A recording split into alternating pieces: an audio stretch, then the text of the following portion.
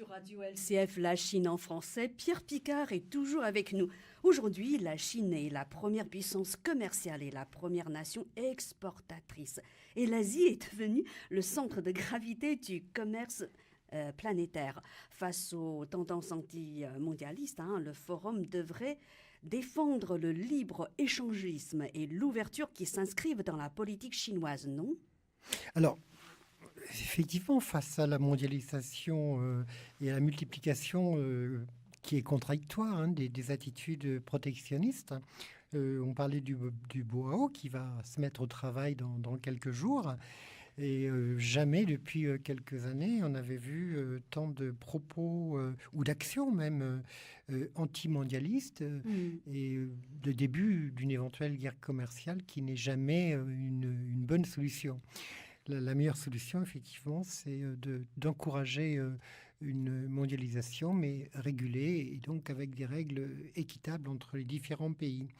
Donc, par rapport à cette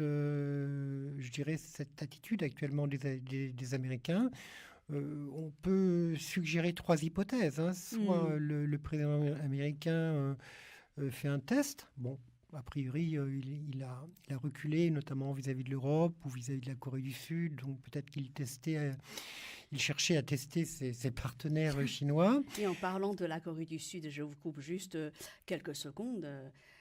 La situation a tendance à s'améliorer. Oui. Avec l'arrivée en Chine de Kim Jong-un. Oui, justement. On ne s'y attendait pas il y a quelques semaines. Voilà, bon, ça veut dire que la Chine, généralement, essaye toujours d'anticiper. Et elle le fait généralement. Et surtout de trouver une solution pacifique au problème. Exactement, parce que comme avec le conflit avec le président Duterte aux Philippines, on voit bien que c'est pas le tribunal de La Haye qui a résolu le problème, mais c'est bien le dialogue qui a permis à la fois Duterte de garder finalement symboliquement ou pas son alliance traditionnelle avec le monde occidental et puis les États-Unis, et puis d'autre part, c'est-à-dire, oui, avec la Chine, on peut travailler ensemble, donc faire un monde meilleur, avec son propre langage qui ressemble un petit peu au langage de Donald Trump. Mais néanmoins, on voit bien que c'est toujours, dans tous les cas, le dialogue, et là, la Chine a entièrement raison, sur ce domaine comme dans d'autres, pour favoriser le dialogue. Donc, première hypothèse, soit l'administration américaine veut donc faire un test, et dans ce cas-là, je pense que ça n'ira pas loin. Là, vous faites allusion à la guerre commerciale que Donald Trump a déclarée à la Chine. Pour moi, c'est plus ou moins actuellement, en tout cas, un test. Un test pour faire quoi ?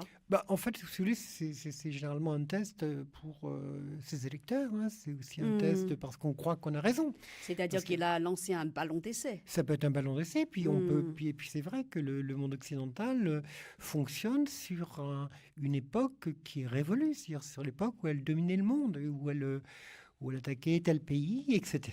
Mais bon, voilà, il y a d'autres forces depuis la chute de l'ex-URSS qui sont montées, je dirais, au créneau. Il ne s'agit pas de critiquer le peuple américain, c'est un peuple fabuleux, mais aujourd'hui, c'est un monde multipolaire qui doit se construire avec toutes les nations. Et c'est plutôt dans les échanges commerciaux qu'on trouvera le succès, la réussite, que dans les guerres commerciales qui aboutissent généralement qu'à des désastres. Et pourquoi cette guerre alors ? Écoutez, cette guerre, elle est, à mon avis, elle ne va pas avoir lieu, parce que même si elle avait lieu, je dirais que la Chine aurait les moyens de la supporter largement. Et puis ce serait en plus, je pense, aux désavantages du peuple américain lui-même.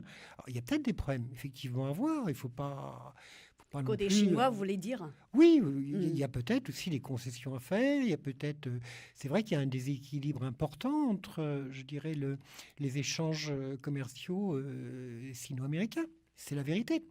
Donc c'est peut-être aussi à l'Amérique, d'une part, à trouver ses propres solutions pour stimuler ses forces économiques réelles, et puis en même temps, peut-être qu'il y a des choses à voir de ce côté-là.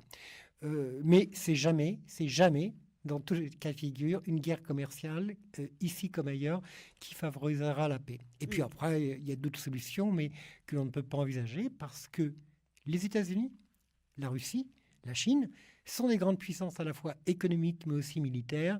Donc, à moins que les gens veulent appuyer sur le bouton de la catastrophe, je suis quand même plutôt optimiste sur l'avenir des échanges commerciaux. À ce jour. Vous évoquiez trois hypothèses. quelle est la deuxième hypothèse? En fait, la première hypothèse était le ballon test. Voilà.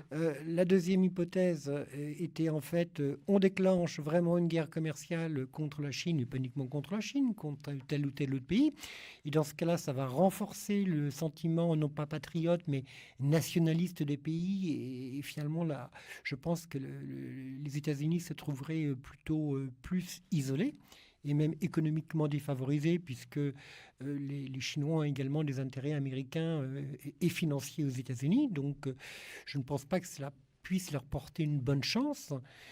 C'est la deuxième hypothèse, mais la Chine aurait les moyens. La Chine n'est pas un géant en pied d'argile. La Chine est très solide et elle a aussi son marché intérieur. Elle a d'autres accords internationaux, donc elle n'a rien à craindre de ce côté-là.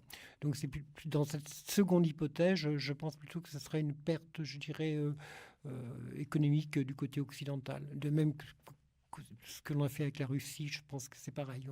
Beaucoup d'entreprises actuellement européennes pâtissent un petit peu de ces embargos politiques.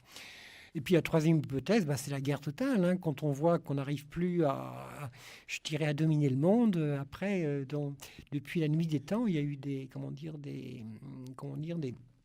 chefs de guerre qui ont dit on va prendre par la force ce qu'on n'arrive pas à avoir par l'économie ou par les pressions psychologiques. Mais dans ce cas-là, il est bien évident, de dire que cette option est exclue parce que ce serait une catastrophe mondiale pour tout le monde.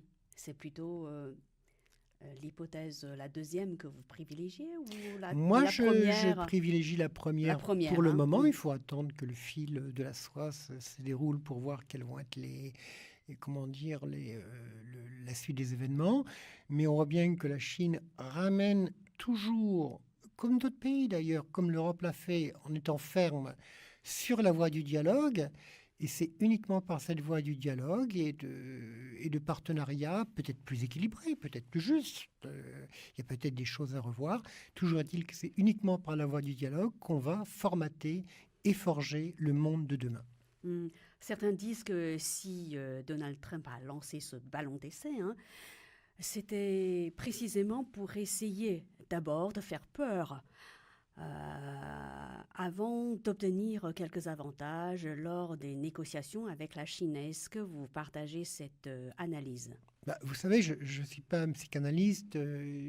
C'est vrai que la personnalité de Donald Trump est intéressante parce qu'en fait, il dit peut-être tout haut ce qu'il pense tout bas, mais d'une façon, je dirais, relativement spontanée. On a bien vu qu'il a critiqué très vertement, d'ailleurs, la Corée du Nord, puis finalement, il a accepté... c'est un côté assez intéressant du personnage, d'ailleurs. Hein. Et puis finalement, après, il se dit, j'accepte de rencontrer le leader nord-coréen. Puis après, on a vu que la Corée du Sud a voulu, avec la Chine, également être présente. En tout cas, espère être présente dans ces négociations. Donc, on voit que le président américain, il est plutôt sur, je dirais, la petite provoque.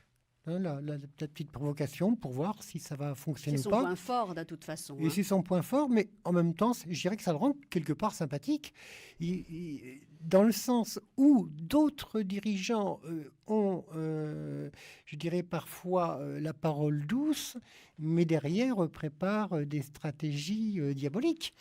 Donc, vous pensez que c'est l'inverse chez lui, alors? Je dirais tout simplement, parce que je ne connais pas tout le staff de la politique américaine, je suis plutôt branché sur l'Europe et l'Asie, qu'il vaut mieux avoir finalement quelqu'un de franc en face de soi, quitte à ne pas l'aimer ou à le trouver un peu curieux, mais en tout cas de pouvoir en tout cas discuter avec lui, plutôt que d'avoir des fausses promesses et des retours de bâton qui sont pas du tout agréables. Merci Pierre Picard d'avoir répondu à nos questions. Merci à vous, chers auditeurs, de nous avoir suivis. L'information continue sur Radio LCF, la Chine en français. Quant à moi, je vous souhaite de joyeuses Pâques.